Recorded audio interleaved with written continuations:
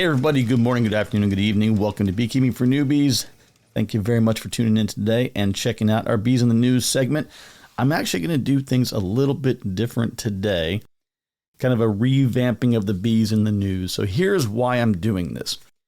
I was getting some mixed kind of feedback. Some people said, look, I don't care. I'm all about the podcast. Don't care about the in the news.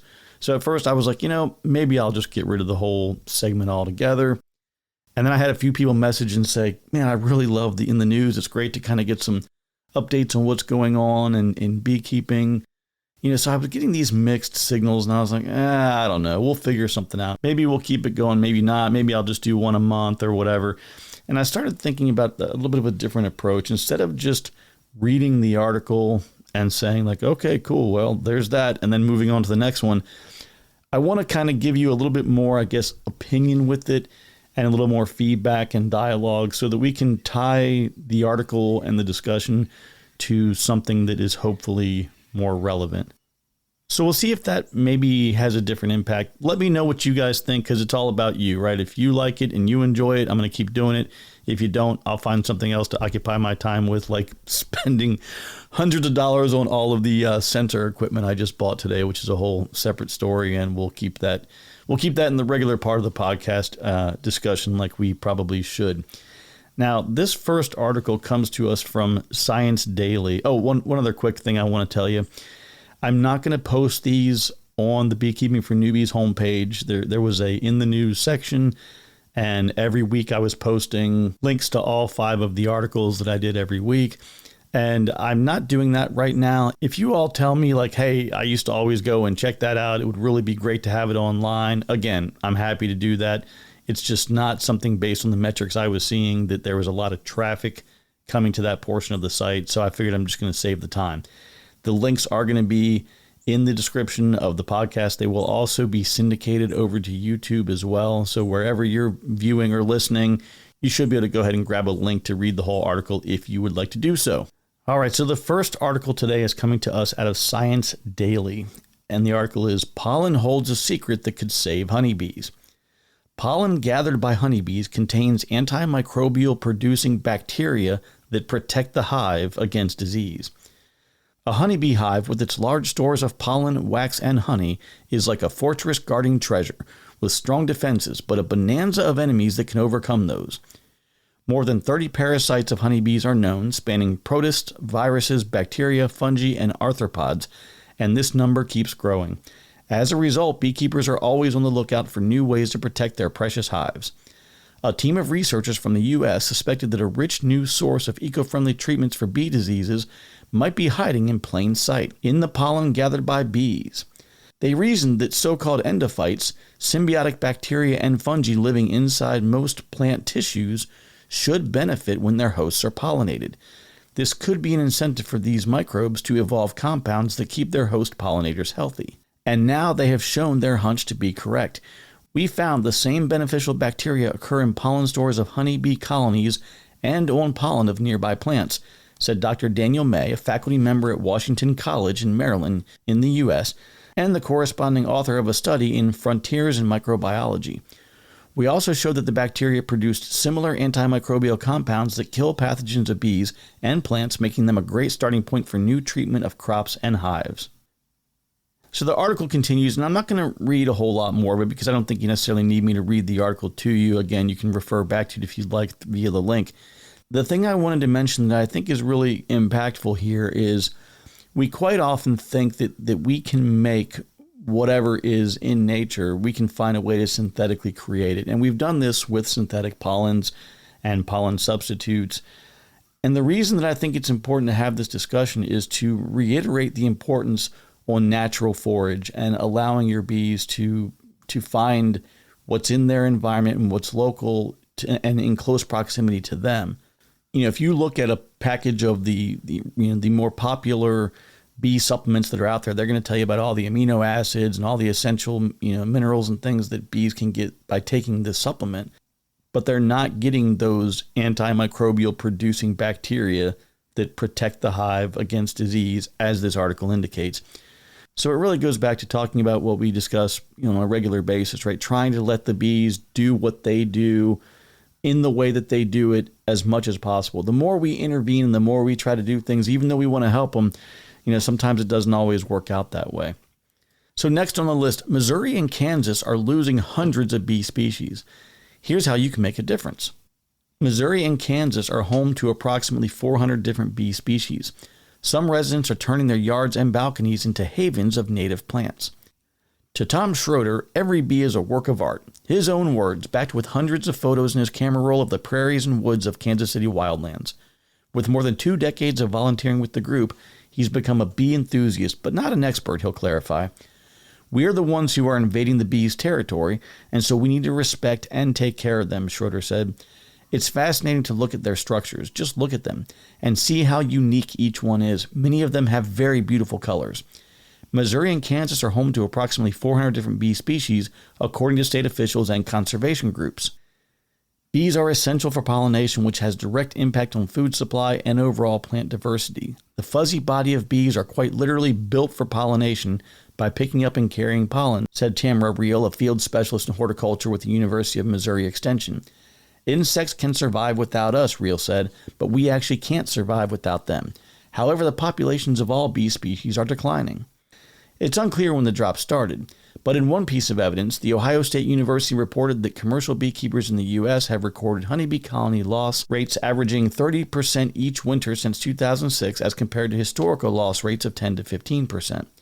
According to the U.S. Environmental Protection Agency, habitat loss, the spread of disease, parasites, misuse of pesticides, and other factors contribute to the problem.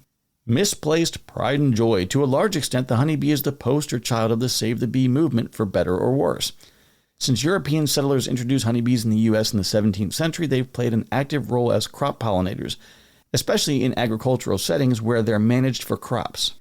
Individual conservationists have also popularized backyard beekeeping as a way to preserve bees. A Facebook page for Missourians interested in beekeeping has more than 19,000 followers and continues to grow. Conversations focus on maintaining hives in both rural areas and urban spots. Beekeeping can be a real rewarding way to connect with our food system and the environment, Reel said, but it's not as simple as setting up a hive. If a honeybee hive is not managed properly, it can actively become a source of problems. Mismanagement can result in parasites like mites infiltrating hives. Along with potentially transmitting diseases to wild bee populations, mites tend to feed on bees in the hive. Even if hives are well maintained in urban areas, honeybees can cause other potential problems. They are really charismatic, loved species, said Hunter Moore, a restoration ecologist and Kansas City Wildlands program manager with Bridging the Gap. So I don't think they'll ever be officially labeled as this, but from my work and from my perspective, they're almost like an invasive species. A single honeybee hive can hold up to 60,000 bees in the summer, and they can quickly outcompete native species when journeying miles to forage for pollen, according to Reel. In defense of the honeybee. Today, large-scale agriculture relies on honeybees to pollinate fields because they can be easily transported. But while wild bees are just as important for nature and crops, they can't be as mobile or manageable in the same way. It's not black and white. Honeybees aren't the enemy, neither are beekeepers. Despite the backyard apiary and the honey-themed bathroom in their home, Christine and Jacob, not going to try the last name, of KC Bee Lady, care for all bees, not just the honeybee. Anyway, the article continues. It's a good article. It's worth the read. But here are a couple things that I wanted to kind of focus in on and chat about. There's a comment there. There were 2 comments in here that I wanted to go back to. And one of them is, when bees first came here in the 17th century. That was the first thing I wanted to discuss. Remember, bees were here already. Not the, what we know now as the Western honeybee. But there are lots of native pollinators that were already here. Things were working fine. We had a system in place that was natural.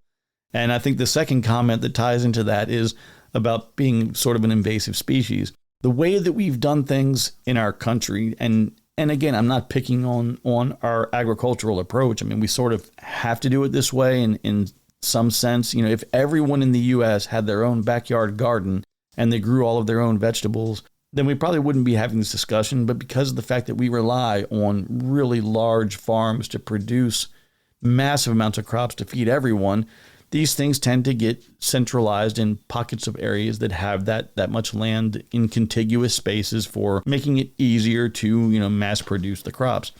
But I think it's really important to recognize one, being a good steward of your bees, being a good caretaker of the bees, because left alone, you not only risk spreading disease to other honeybees within your area, but it also has risks that would extend to native pollinators as well. So this next article gets into something that I think is really important, and there's a distinction that needs to be made. And let me read the title and a little bit of it here, and then we'll come back and talk about it. Organic beekeeping is healthier for bees and their keepers.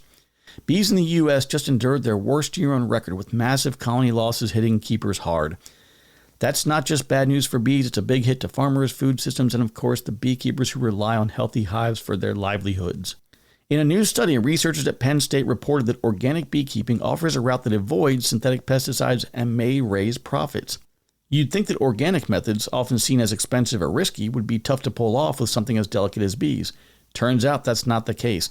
Not only can honeybee colonies survive under organic treatment, they can thrive, and in some cases, they even outperform conventionally managed colonies in honey production.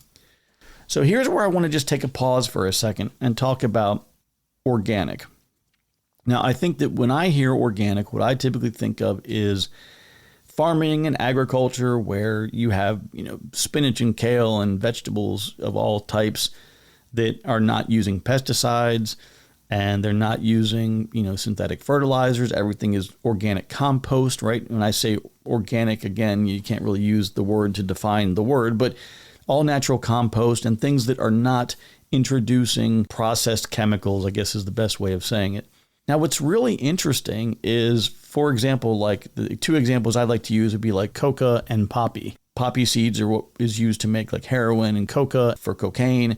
So those are pretty naturally occurring and organic compounds that are not the best thing for the body, right? If we process them and ingest them the way that people do, of course, there are some medicinal benefits and analgesic properties of heroin and opioids and things like that, but we all recognize some of the addictive components of that as well. But I think it is important to recognize that just because something is air quotes, organic doesn't necessarily mean that it's good, and doesn't necessarily mean that it's harmful. It's not a distinction either way to say good or bad. It's just not changed from its natural form, I guess is the way that I might view that. If you look at formic acid and oxalic acid, these are two very popular approaches to treating for varroa mites. So you have like Formic Pro and various Viroxan and other commercial versions of oxalic acid, or just regular powdered oxalic acid that becomes vaporized or mixed up to do a dribble, or whatever your preferred delivery method is. But these are still considered to be organically occurring compounds, although they've been processed a little bit. But I wanted you to kind of keep that in mind as we're going through the rest of the article, just to be thinking of how you maybe would define organic and what is organic to you, because I think it means different things to different people. Organic beekeeping isn't hands-off. When people hear organic beekeeping, they sometimes assume it means doing nothing, just letting bees fend for themselves. That's not even close. Organic beekeeping still involves pest control and active hive management. The big difference is no synthetic pesticides or miticides. Instead, beekeepers use treatments like organic acids, essential oils, and other tools approved under the National Organic Program. These help control dangerous parasites like varroa mites, which can wipe out colonies if left unchecked.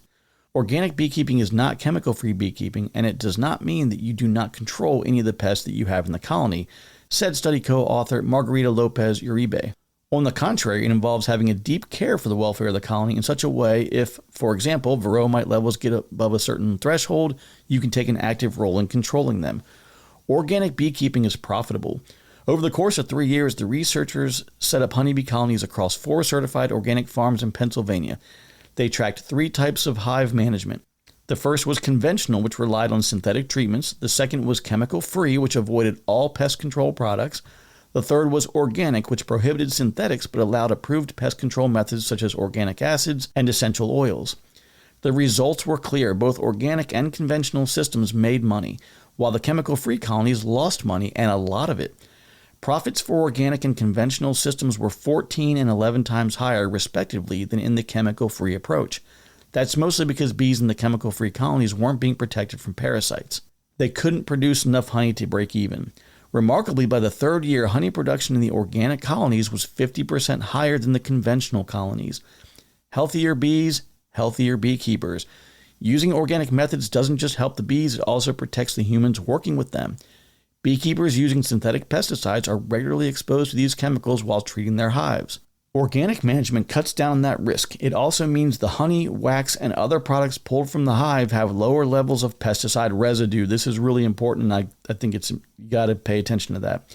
Avoiding the use of synthetic miticides circumvents the impacts of miticide-resistant parasitic mites, which were a major factor in overwintering colony losses around the country during the 2024-2025 winter, said study co-author Robin Underwood. Now, if you don't know Robin Underwood, I've really got to get her on the podcast because she's a very active person out of Penn State and the Penn State what do they call it? I think she's in the Department of Entomology over there, if I remember correctly. But she's, really, really influential and very active and just a, really tremendous resource for folks in Pennsylvania, Penn State, and the broader beekeeping community. So she was actively involved in this, which makes sense because Pennsylvania and Penn State, I hear a lot of regular articles and activity. I don't know if there's just somebody who is really active with reporting on what's going on at Penn State or if they're just leading the country or leading the nation and things. But anyway, her and the rest of the folks over there are doing some great things in the bee space, so we need to get her on and have a discussion with her. But anyway, why organic honey is not certified. Even though these farms used organic beekeeping methods, none of the honey that produced can be labeled organic in the continental U.S. This is because the rules say that in order to label honey organic, the plants bees visit within 1.8 miles of the hive must also be free of synthetic chemicals. In most parts of the U.S., that just is not realistic. You can't control where the bees fly, and they often go beyond the farm's boundaries. So even if a beekeeper follows every organic practice to the letter, their honey still can't legally be labeled as organic.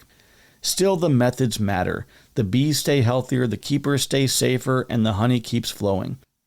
Profit without compromise. Our research demonstrates that you can manage your colonies following organic standards and don't need to use synthetic pesticides to keep colonies healthy, said Lopez Uribe. It also provides evidence-based recommendations for what beekeepers can do to avoid these synthetic pesticides. The study showed that pest control, especially managing varroa mites, is key to profitability. If left unchecked, these mites can cause serious damage. But when managed with organic methods, colonies not only survive, they may produce even more honey than under conventional systems. More research is planned to help small and mid-sized operations figure out exactly which practices work best, but for now, the message is clear. Organic beekeeping works and it pays. So the full research article is online, and I will post that to the resources section of the website. So if you want to go to beekeepingfornewbies.com, you'll be able to download the full article.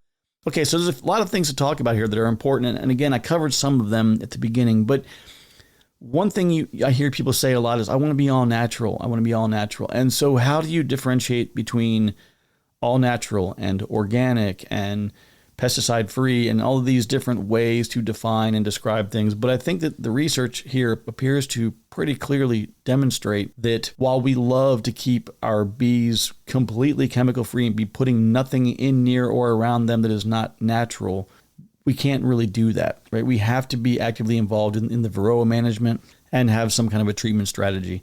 But I think if you do the research and you look into things and you find things like thymol and oxalic acid and formic acid and all of these things are most likely what they're referring to in a lot of these organic compounds and more natural approaches.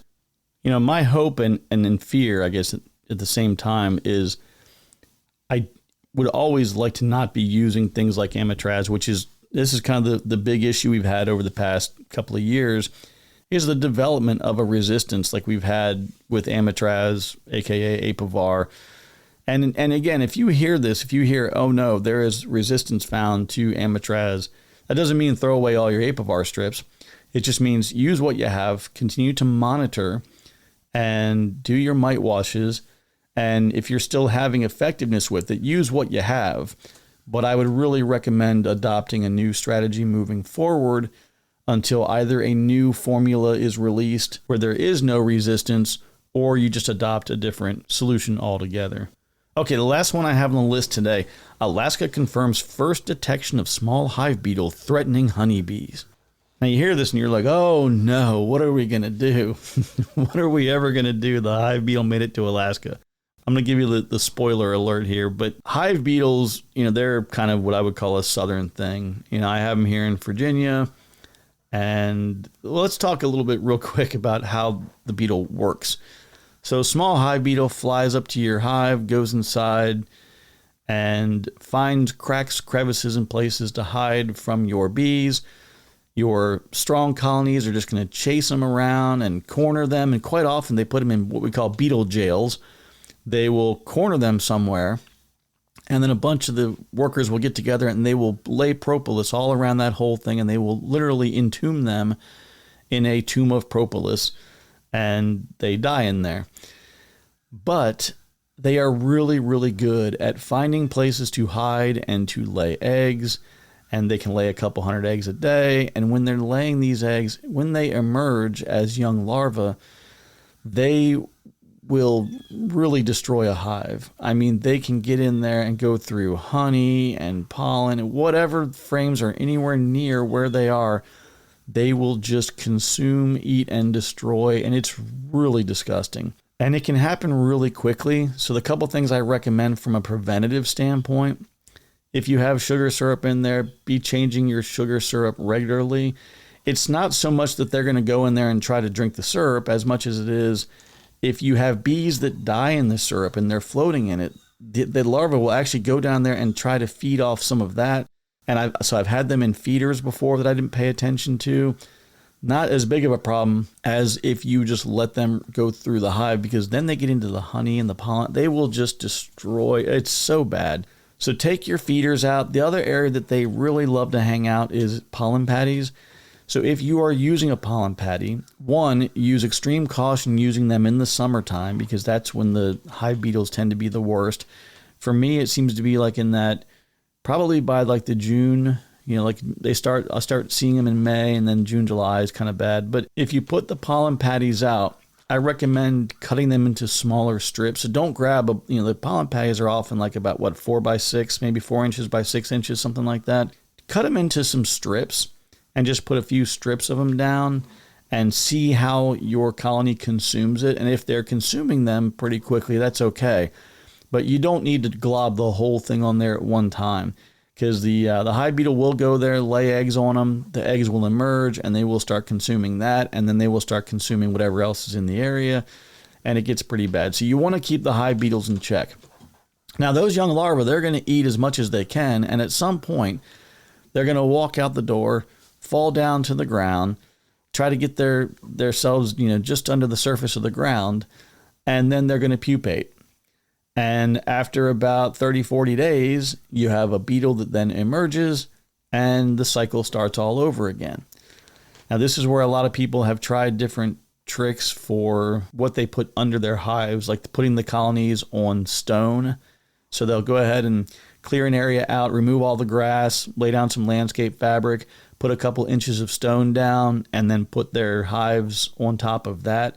So when these, larval hive beetles fall down, they have nowhere to pupate. That certainly is one approach. A lot of people use Grub-X. I know that they've had a lot of effectiveness with that. But getting them under control is really critical. Whether you're using like the shbtrap.com, I think it's boric acid in a pollen patty looking kind of chemical inside the traps, or you're using the oil traps or Swiffer pads or Dixie sheets or peppermints or peppermint oil, whatever your technique or method is that you're using, just make sure you're staying on top of the hive beetle. Now, in this case and in many other cases, let me go ahead and read the article for you before I do this. Alaska has confirmed the first detection of the small hive beetle, a pest that can harm honeybee colonies and reduce honey production. The beetle was found at an apiary in the Copper River area where packaged bees had been imported from Mississippi. There's a guy named DJ in our Discord room, and he is probably the one to blame for this. Just want to make you guys aware of that. The discovery was made during a routine inspection by the Alaska Division of Agriculture and confirmed through a USDA survey. Beekeepers are urged to monitor imported or overwintered bee packages carefully. The small hive beetle can damage colonies by consuming brood and contaminating honey stores, potentially causing financial loss. State regulations require all bee colonies to be registered within 72 hours of acquisition, and for anyone moving bees within Alaska to notify the Division of Agriculture. Officials say these measures help prevent the spread of pests and protect the state's honeybee industry. So that's all there is in the article. But let me tell you the part 2 of this. Packaged bees are shipped all over the U.S. Many of them are coming out of the South because they have a warmer climate. It's easier to get them out quicker. And they can be queen rearing and getting all these new mated queens ready for the packages well ahead of most people's bee seasons in a lot of other areas. So they can be on their second and third round of, queens that they're producing when there's probably, the first bees are starting to move, in some of the northern climates. The fact that the hive beetle made it to Alaska, that doesn't bother me at all because they can't pupate. When you look in the northern climates of the U.S., like I know people up in, Michigan, Montana, North Dakota, New England, some of the northern parts of New England, they might see a hive beetle sometimes, but they don't see them next year. Like if they get a new colony, they might have some in the packages. But I'm sure that there's a few people here and there that are getting hive beetle and having to deal with it in some northern areas. They're just having a lot of trouble successfully pupating because it gets so cold in the winter that those young pupa are dying. So don't worry as much about that. And I wouldn't get too alarmed here. I'm pretty sure in most parts of Alaska, it'll probably get cold enough to kill these off. And this is not going to be an ongoing issue. All right, folks. Well, I think I'm going to kind of wrap it up here. Like I said, I wanted to try and do something that was in the news, but more talkative and more commentary. Not sure how we're going to handle all of this in the future, but we're trying to have a little bit of fun and we'll see what works. So take care, be kind to one another. Remember that I love you, and there's nothing you can do about it. We'll talk to you soon.